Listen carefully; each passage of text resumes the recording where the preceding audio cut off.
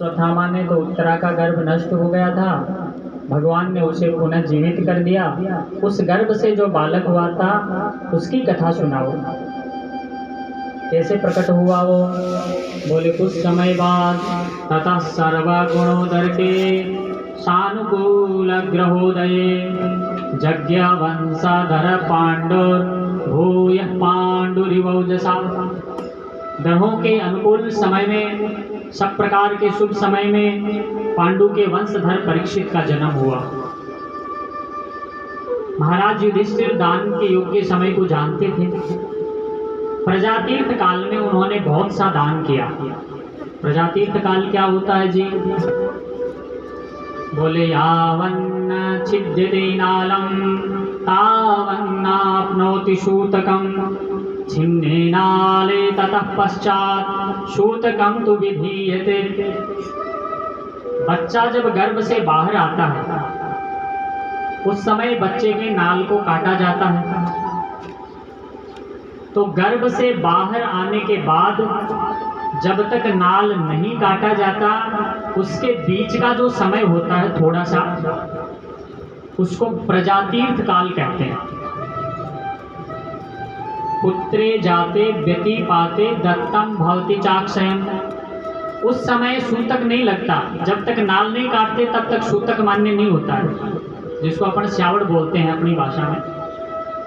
तो जब तक नाल नहीं काटते हैं तब तक सूतक नहीं लगता। और उस समय पे जो दान दिया जाता है वो अक्षय होता है, बहुत श्रेष्ठ माना गया है। उस समय पर युधिष्ठिर जी महाराज ने बहुत सा ब्राह्मणों को दान दिया। ब्राह्मणों ने बच्चे का नामकरण किया, भविष्यवाणी करी। ब्राह्मणों ने कहा भगवान विष्णु ने गर्भ में जाकर के इस बालक की रक्षा की है, इसलिए इसका नाम होगा विष्णुरात। ये कलयुग का दमन करेगा, आपके घर की पवित्र कीर्ति संसार में फैलाएगा, अंत में इससे एक अपराध हो जाएगा। ऋषि का श्राप लगेगा, तक्षक सांप आएगा और वो इनको काट लेगा। जब इनको अपनी मृत्यु का समाचार सुनाई पड़ेगा तो ये राज्य लक्ष्मी को छोड़ देंगे, गंगा के तट पे आ जाएंगे और सुखदेव जी महाराज इनको कथा सुनाएंगे और ये भगवान को प्राप्त कर लेंगे। ब्राह्मणों ने उनकी पूरी भविष्यवाणी कर दी। वही बालक आगे जाकर के परीक्षित नाम से प्रसिद्ध हुआ। बोले महाराज ब्राह्मणों ने तो इसका नाम विष्णुरात रखा था, लेकिन इसको परीक्षित क्यों कहने लगे? बोले गर्भे दृष्टा मनुध्यायन परीक्षेता नरेश्विहा। जब परीक्षित ने जन्म लिया तो वो देखता रहता था सबको टुकर टुकर कि जिसने मुझे गर्भ में दर्शन दिया था वो कौन है। तो सबकी तरफ वो ऐसे गहराई से देखता था, तो इसलिए वो परीक्षा करता रहता था, तो उसका नाम ही पड़ गया परीक्षित। बोलिए कृष्णचंद्र भगवान की जय हो। भगवान श्री कृष्ण को पता चला मेरी बहन सुभद्रा के घर पौधा हुआ है। भगवान भी आए आशीर्वाद देने के लिए। जन्म उत्सव मनाने के बाद भगवान द्वारिका वापिस गए तो अर्जुन के साथ चले गए कि अब भगवान क्या लीला करना चाहते हैं। अर्जुन के देखते देखते यदुवंशी आपस में लड़कर के मर गए और भगवान श्री कृष्ण अपनी लीला संपन्न करके अपने धाम को चले गए। विदुर जी महाराज तीर्थ यात्रा में थे। पांडवों के चाचा हैं विदुर जी महाराज, धृतराष्ट्र के भाई हैं। महर्षि मैत्रेय जी को आत्मा का ज्ञान प्राप्त करके वे हस्तिनापुर आए और युधिष्ठिर समेत सारा परिवार बड़ा प्रसन्न हुआ। एक दिन रात को धृतराष्ट्र और गांधारी को लेकर के बाहर निकल गए, हिमालय की तरफ चले गए। युधिष्ठिर को पता चला, बड़े दुखी हुए। नारद जी ने युधिष्ठिर को समझाया। अभी अचानक से क्या हुआ कि बड़े बड़े अपशकुन युधिष्ठिर महाराज को दिखाई दे रहे हैं। अर्जुन लौट के वापिस नहीं आया है भगवान श्री कृष्ण का समाचार लेके। 7 महीने हो गए।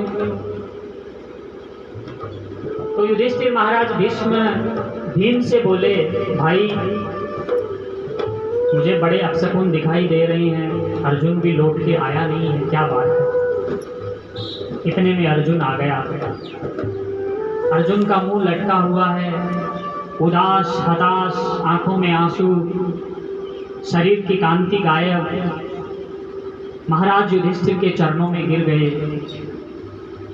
युधिष्ठिर ने बहुत से सवाल करे कि वहाँ पर सब लोग कैसे हैं, तुम्हारी स्थिति ऐसी क्यों है, किसी ने तुम्हारा अपमान तो नहीं कर दिया। अर्जुन ने कहा, महाराज क्या बताऊं, जिनकी कृपा से हम जीवन जी रहे थे वो भगवान श्री कृष्ण अपनी लीला संपन्न करके चले गए।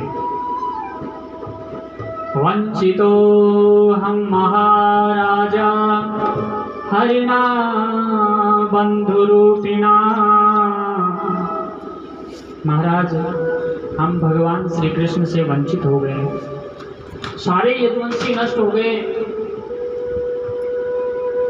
तो माता कुंती सुन रही थी वहीं।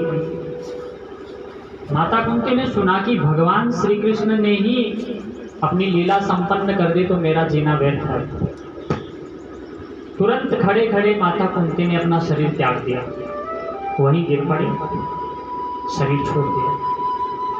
2 ही लोग हैं जो भगवान के वियोग में तुरंत अपना शरीर छोड़ दिया।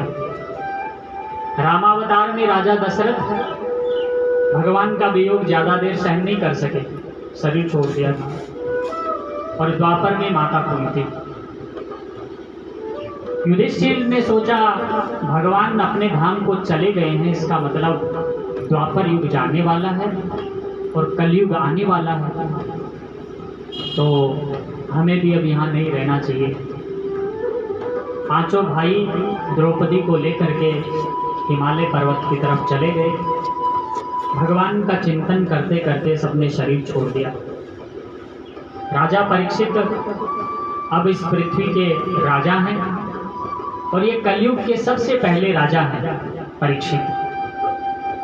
उत्तरा की पुत्री इरावती से इन्होंने विवाह किया और 4 पुत्र इनको हुए। काफी बड़े हो गए, सुचारू रूप से राजकार्य संभाल रहे हैं।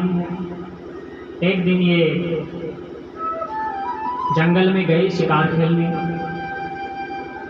देखने के लिए गए कि मेरा राज्य का क्या हाल है। अपने बच्चों को उन्होंने सुशिक्षा दी, अच्छे संस्कार दिए चारों बेटों को। शास्त्र का एक श्लोक है, बड़ी सुंदर बात है। लालयेत 5 वर्षाणि 10 वर्षाणि ताड़येत प्राप्ते तु 16 वर्षे पुत्र मित्र वदाचरेत्।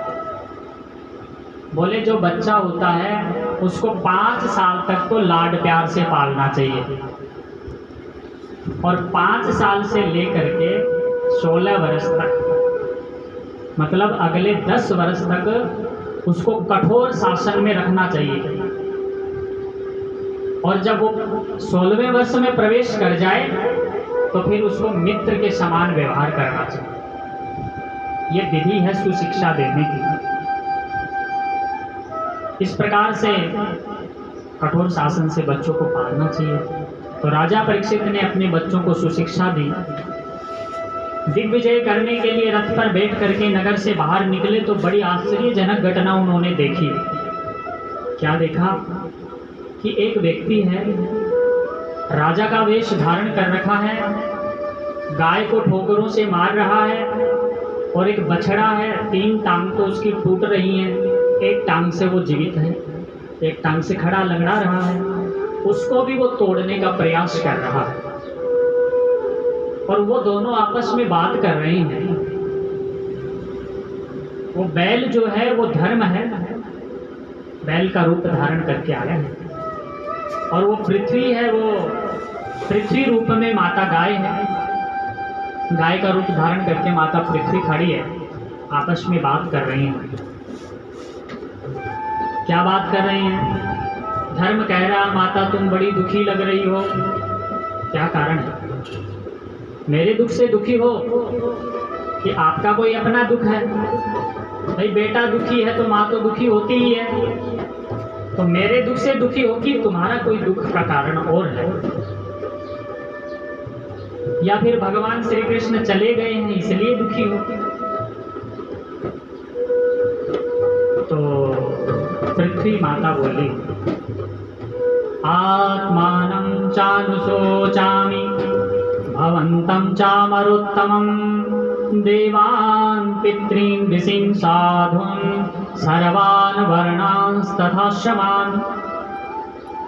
मैं तो सबके लिए दुखी हूँ, कलयुग आ गया है, पापी लोग मुझ पे राज करेंगे, साधु संत लोग दुखी हो जाएंगे, धर्म भी दुखी होगा। पहले धर्म के 4 चरण होते थे, 4 पैर थे सतयुग में, सत्यम दया तपोदानम। सत्य, दया, तप और दान, प्रगट 4 पद धर्म के, कलिमहु एक प्रधान, जैन केन विधि दीने दान करे कल्याण। अब 4 में से कलयुग में एक बचा है दान। बोले किसी भी प्रकार से दान करो, दान हमेशा कल्याण ही करता है। तपस्या कर नहीं सकते कलयुग में, पवित्रता रही नहीं, तो दान ही एक माध्यम बचा है भगवान को प्राप्त करने का और पुण्यों को कमाने का।